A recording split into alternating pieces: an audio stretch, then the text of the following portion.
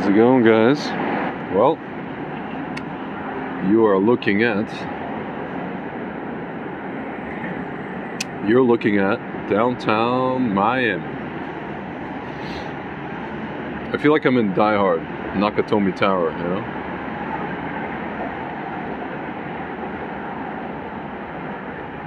Oh, my friend Michael Brenner, what's going on?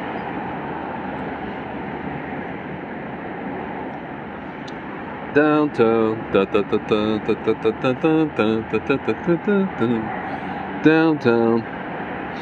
downtown Miami. They got the lights over here. I kind of feel like Israel a little bit. Well, my friends, it's been a while. I just want to let you know that tomorrow, Mr. Frank and I are going to be filming. We're going to be filming episode number 70, Bezrat Hashem. Frank informed me that he wants to do it in what's called, what do we call it? Juan O. Savin style. If you guys know who, or Shman O. Shmabin. This is a dude who, you know, he makes videos and he's got like his cowboy boot like this. You know? Like a foot, but it's like a cowboy boot. You know what I mean? So he wants to do it like that because he doesn't want to be on camera. But I'll probably be on camera, maybe. We'll see. We'll see how it goes. So anyway, you know, guys, sometimes I wonder if what I'm doing here is basically pointless. What I mean here, I mean these videos. I don't mean life.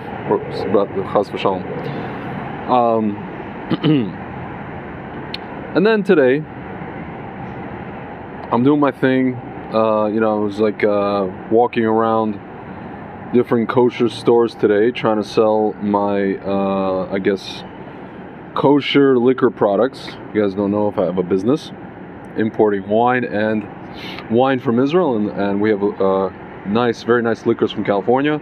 If you haven't checked it out yet, it's called Sukkah Hill Etrog liqueur and Besamim liqueur, and also we have a very nice spiced whiskey called Cali, and a cask strength whiskey called Riptide, and then there's another one called Mavericks, which is a regular whiskey. But that aside, you know, so I was walking today. They have this kind of thoroughfare, 41st Street in Miami Beach, where all the kosher stores are, kosher supermarkets. And I'm literally crossing 41st Street. I'm crossing like the road. It's not even a street, it's like a road. And I just, as I'm crossing, this guy's making a left turn. This like Jewish guy, and I know he's Jewish, he's wearing a kippah. And he rolls down his window and he goes, "Hey man, I watch all your stuff.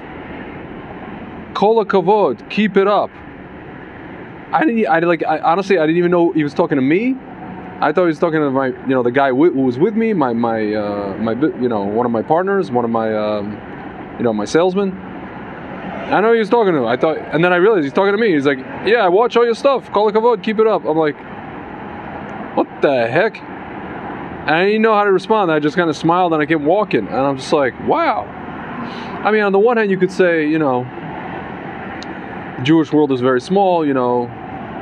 It's, you know, if I go to any, like, quote-unquote, let's say, frum neighborhood in America, chances are I'm going to run into somebody who watches this channel, right?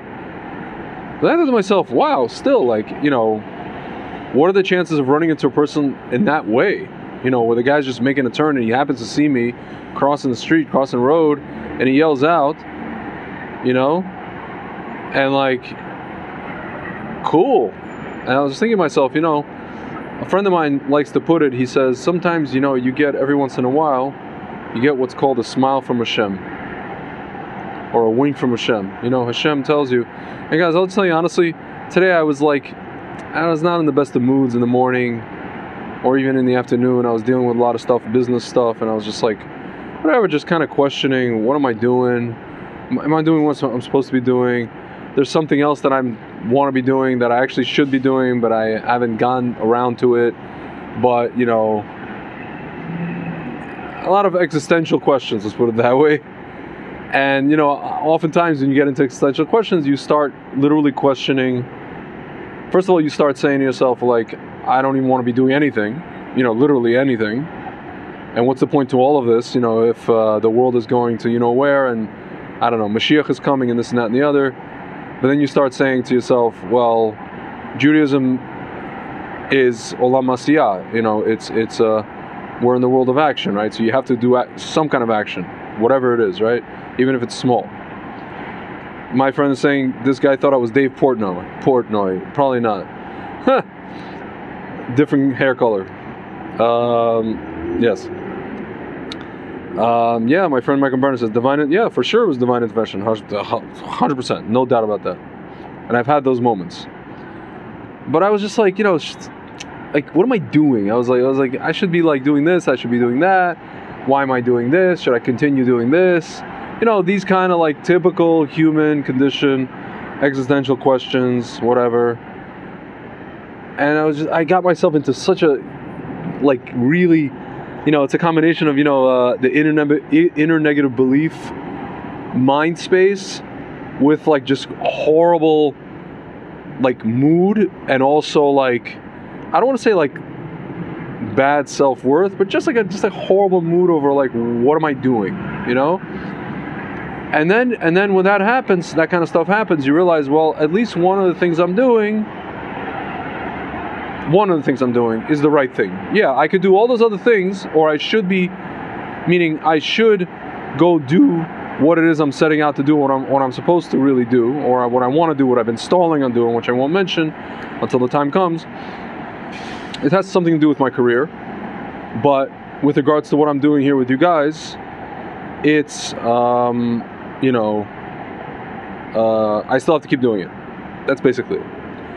And Frank and I have to keep doing our thing, because the previous episode, number 69, just became the most watched episode on YouTube, at least. So we know that the next one is going to be killer. My friend is asking me, your company so we don't import beers from Israel. There are people who actually make beer. I think in the Golan, somebody makes beer. There's a few people make, like, you know, there's like a guy who has like honey, I think something with honey, American guy. This is the thing, guys, a lot of these people who make anything of the sort that you'll find in America are people, Olim, from North America. Like the guy who makes Golan Heights whiskey, he's from Canada. He's a Canadian guy. He made Aliyah. It's funny you asked that, because I'm having a nice little nightcap over here. Drive-through red hopped ale. Hopefully this is kosher. I think it is kosher, given that my B'ezrat Hashem future Lian Hara, my future brother-in-law, drinks it, so, you know, I know where he's holding. He's Lubavitch. What's it called? So, no, we don't do that just yet, but we do import wine, and we bring in liquors from California. Kosher for Pesach, by the way. Some of them. 2 of them. Yeah, guys, so, I don't know, it was just cool to experience that, and it was Hashem basically telling me, dude, no matter what, you know, whatever it is that you're doing with this, you know, with this camera and this microphone, as you know, even if the audience isn't like ginormous or, you know, whatever it is, keep going. Because you see, even out of the 10 people, there's a guy in a car making a left turn who sees you on the street, and he yells out, he literally yells out at you. Guys, you know who gets yelled at? I'm not a celeb. Celebs get yelled at. Again, I'm not a celeb. No. In the words of the crab from Family Guy, no.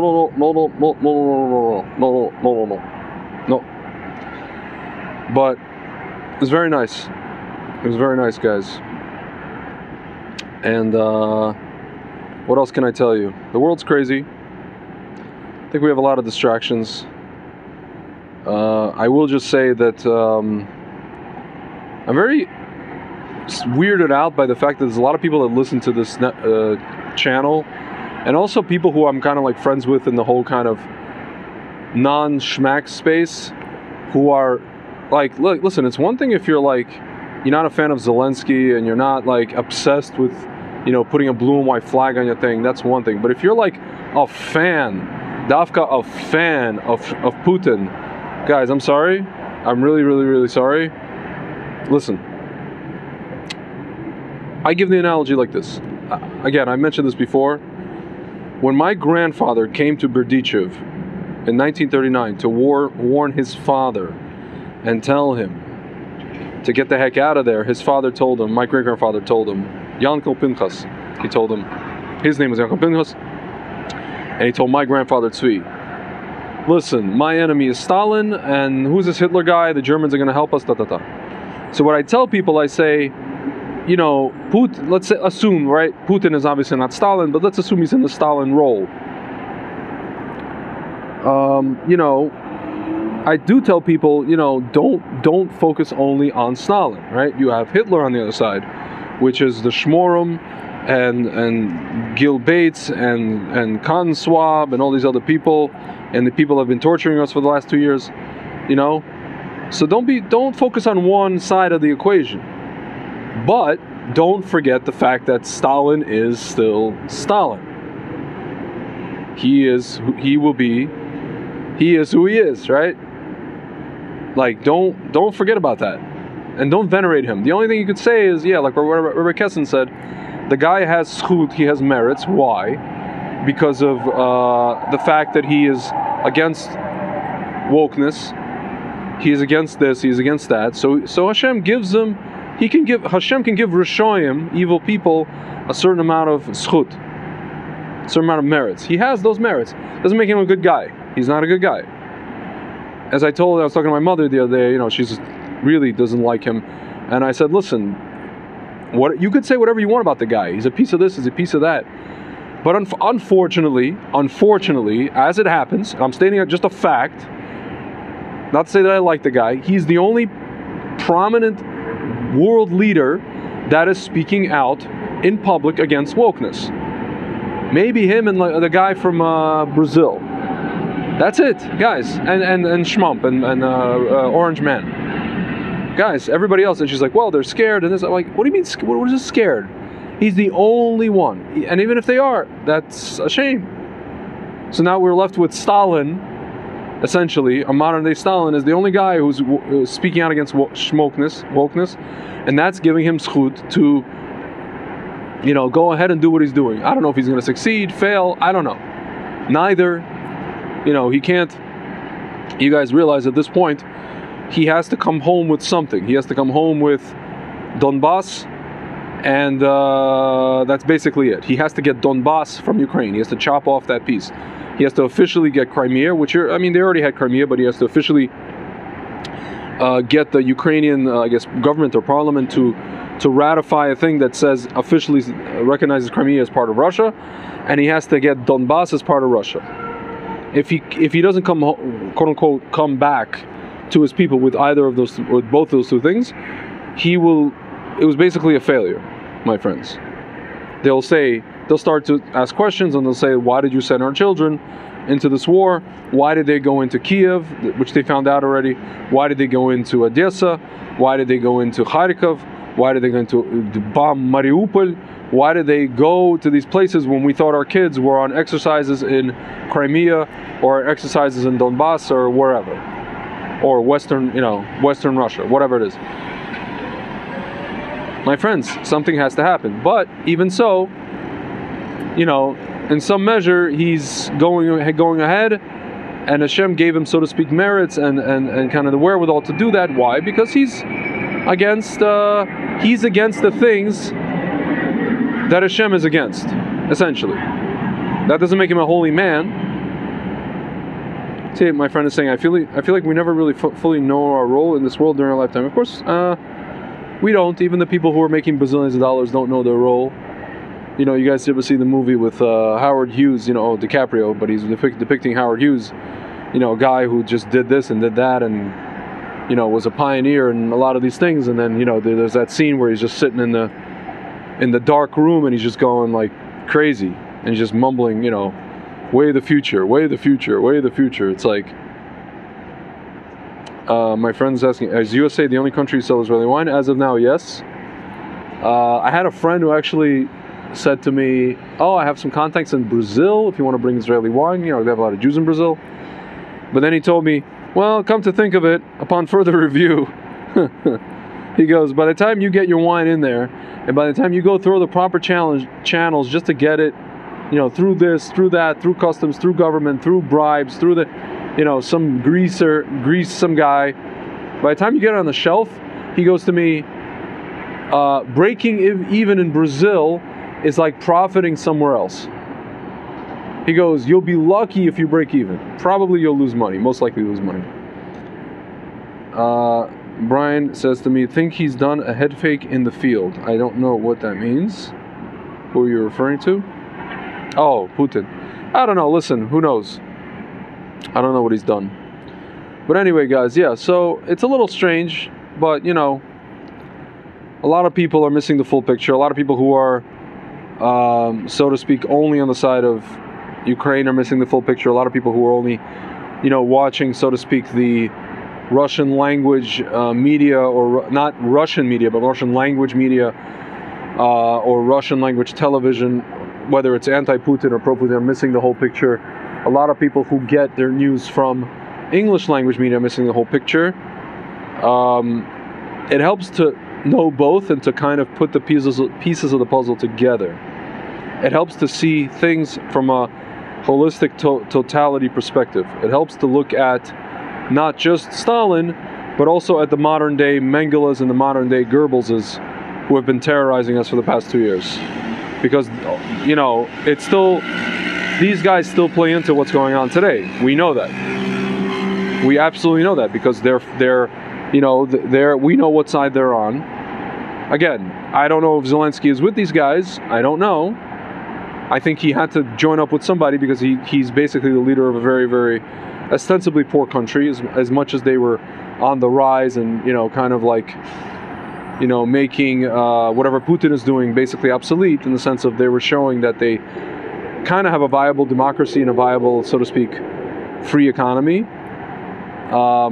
which was a bad example. Like, Putin didn't like that, that his neighbor was showing these things. But I don't know, guys. Listen, it remains to be seen. But anyway, guys, I'm going to wrap up. I just want to let you know that tomorrow, Bezrat Hashem, barring any sort of change, because I know there's things going on with Dr. Zelenko's health, I'm going to be interviewing Dr. Zelenko tomorrow.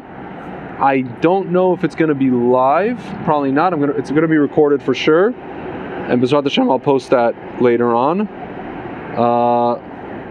Hadass is saying Hashem wants us to know Him, but many won't accept the available kapara of the tzaddik, so that Yehezkel 36 can be fulfilled and Kim Mashiach comes. So there's that. Okay, I'll look into that, Hadass. In any event, guys, watch out tomorrow for the interview. If something changes, I'll let you know. And also watch out tomorrow for myself and Frank, episode number 70. We're probably going to go live on Facebook here, and that should be fun. And we, in the words of Rabbi Kessin, we will see what happens.